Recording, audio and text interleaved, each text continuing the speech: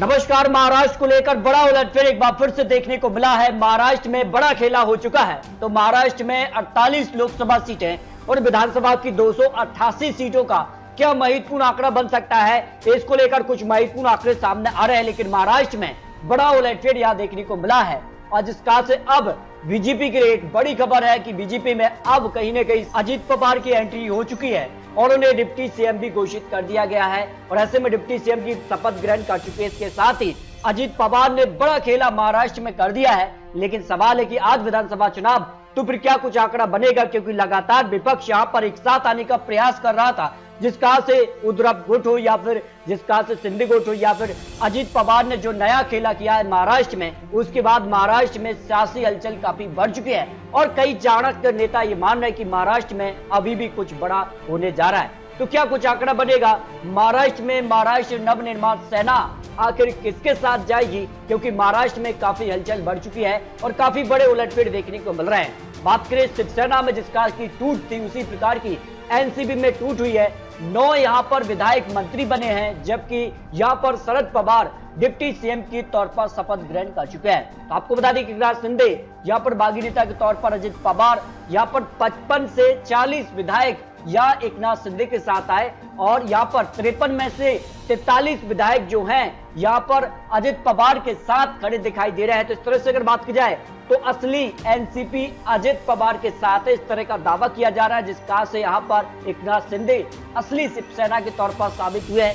ऐसे में महाराष्ट्र में काफी बड़ा उलटफेर देखने को मिला है, काफी हलचल यहाँ पर देखने को मिली है और जिसका से अब कहीं ना कहीं ये माना जा रहा है कि इसका फायदा लोकसभा चुनाव में किसे मिलने जा रहा है, इसके भी आंकड़े सामने आ रहे हैं। देखिए, इसका फायदा सीधे तौर पर बीजेपी को होने जा रहा है, क्योंकि 48 लोकसभा सीटें महाराष्ट्र से आती हैं और 2024 की तैयारी शुरू है। और जिसका से शिवसेना बीजेपी ने मिलकर चुनाव लड़ा था 2019 का, उसमें बीजेपी ने 25 सीटों पर चुनाव लड़ा था और 23 सीटों पर जीत हासिल की थी, जबकि शिवसेना ने 23 सीटों पर चुनाव लड़ा था और 18 सीटों पर जीत हासिल की थी। यानी 41 सीटें महाराष्ट्र में बीजेपी और शिवसेना को मिली थी। तो ऐसे में जिसका से अब उद्धव गुट यहाँ पर अलग हो चुके हैं, बीजेपी से अलग हुए हैं। उसके बाद बीजेपी को एक नए गठबंधन की तलाश थी और वो एनसीपी और यहाँ पर शिंदे गुट के साथ बीजेपी ने पूरा किया। तो बीजेपी को कहीं ना कहीं लोकसभा चुनाव में ज्यादा नुकसान होने वाला नहीं है, इसके लिए बीजेपी यहाँ बड़ा खेला हुआ है। तो सर्वे में भाजपा, कांग्रेस या एनसीपी के पक्ष में कितनी सीटें जा सकती हैं, इस पर भी कुछ आंकड़े हैं। लेकिन आपको बता दें कि महाराष्ट्र में बीएमसी चुनाव भी होना है और उससे पहले ही महाराष्ट्र में बड़ा खेला हो चुका है। हालांकि यहाँ पर शरद पवार ने दावा किया है कि वो फिर से एनसीपी को खड़ा करेंगे। लेकिन जिस प्रकार की बड़ी खबर थी कि पहले 2024 के लिए जो महाविकास आघाड़ी का फॉर्मूला होता है, उसमें शिवसेना ठाकरे 21 सीटों पर चुनाव लड़ सकते थे महाराष्ट्र को लेकर, एनसीपी 14 सीट पर, कांग्रेस 13 सीट। लेकिन अब यहाँ पर एनसीपी में टूट हो चुकी है। उसके बाद काफी बड़ा उलटफेर देखने को मिल रहा है। तो महाराष्ट्र में एनडीए के पास 162 विधायक थे, लेकिन अब एनसीपी से 40 से 43 विधायक जाने से करीब जो एनडीए का आंकड़ा है वो 200 पार जा रहा है। जबकि महाविकास आघाड़ी गठबंधन के पास 121 विधायक थे, लेकिन अब उनसे 40 से 43 विधायक कम हो रहे हैं। तो ऐसे में 88 के आसपास अब यहाँ पर जो है विपक्ष यहाँ पर महाराष्ट्र में दिखाई दे रहा है। तो काफी खलबली यहाँ पर दिखाई दी है और महाविकास आघाड़ी में महाफूट यहाँ देखने को मिली है और जिसका से एनसीपी में टूट और उससे पहले यहाँ शिवसेना टूटी है। तो काफी कुछ हलचल यहाँ पर देखने को मिली है। विपक्ष पूरी तरह से धराशायी हो चुका है महाराष्ट्र में और बीजेपी एक मजबूत यहाँ पर बढ़ती नजर आ रही, जो गठबंधन उनका। तो अब बात की जाए 288 सीटों में से एनसीपी के पक्ष में अब 10 ही विधायक रह जाते हैं, क्योंकि 43 विधायक उनके निकल चुके हैं। जबकि कांग्रेस के पास 45 है और उद्धव गुट के पास 17 विधायक बचे हैं, अन्य के 6। तो कुल मिलाकर 78 यहाँ पर विधायक रह जाते हैं विपक्ष में। जबकि बीजेपी के पास नंबर ऑफ गुंजन में बीजेपी जो है यहाँ पर अजित पवार गुट से 43 और शिवसेना शिंदे गुट से 40 और बीजेपी के अपने 105 मिलाकर 205 का आंकड़ा बीजेपी महाराष्ट्र में सबसे बड़ा आंकड़ा यहाँ पर निकल कर आ रहा है। जिसका से महाराष्ट्र में बड़ा उलटफेर हो चुका है। तो महाराष्ट्र को लेकर जो आंकड़ा है उसमें अब किसके पक्ष में आंकड़े जा सकते हैं विधानसभा चुनाव को लेकर? आज अगर विधानसभा चुनाव हो जाता है महाराष्ट्र को लेकर, तो जो आंकड़ा बन रहा है एनसीपी टूट से पहले के आंकड़े हैं। आपको बता दें कि भाजपा 165 से 185 सीटों तक थी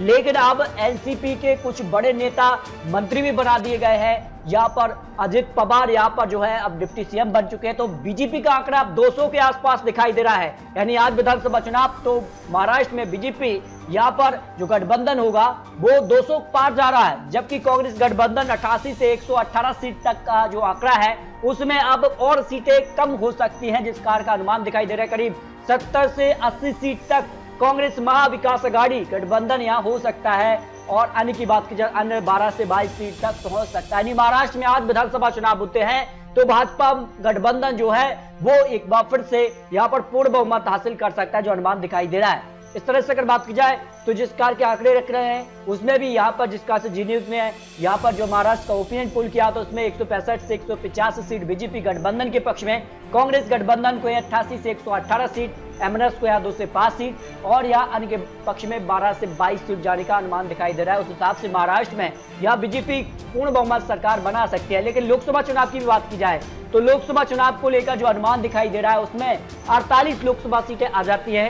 2019 में यहाँ 23 सीटें भारतीय जनता पार्टी ने हासिल की थी, 18 सीटें शिवसेना के पक्ष में, 1 सीट यहाँ पर कांग्रेस और 4 सीट यहाँ पर एनसीपी के पक्ष में रही थी। लेकिन एनसीपी यहाँ टूट हो चुकी है। तो ऐसे में माना यह जा रहा है कि अब महाराष्ट्र को लेकर जो अनुमान है उस हिसाब से बीजेपी को सबसे ज्यादा फायदा महाराष्ट्र में मिल सकता है, क्योंकि 3 बड़ी पार्टी एक साथ आ रही है, जिसमें शिवसेना शिंदे गुट के साथ और एनसीपी यहाँ पर अजित पवार के साथ और यहाँ पर भारतीय जनता पार्टी। तो कुल मिलाकर भारतीय जनता पार्टी यहाँ पर 35 से 40 सीट भी महाराष्ट्र में हासिल कर सकती है।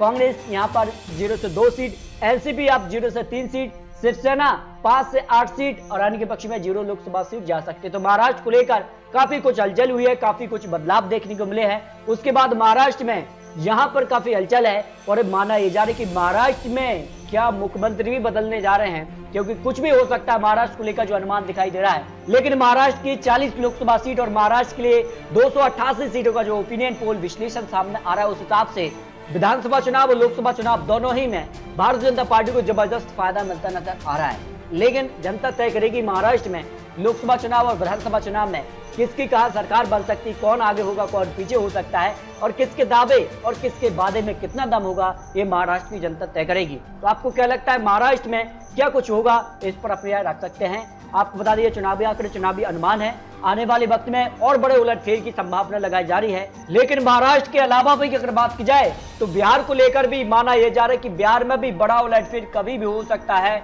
और अन्य राज्यों पर भी इस जो नया खेला हुआ है इसका असर देखने को मिल सकता है। इस पर अपनी राय रख सकते हैं। तो मिलते हैं और लेटेस्ट और महत्वपूर्ण विश्लेषण के साथ, तब तक के लिए जय हिंद, जय भारत।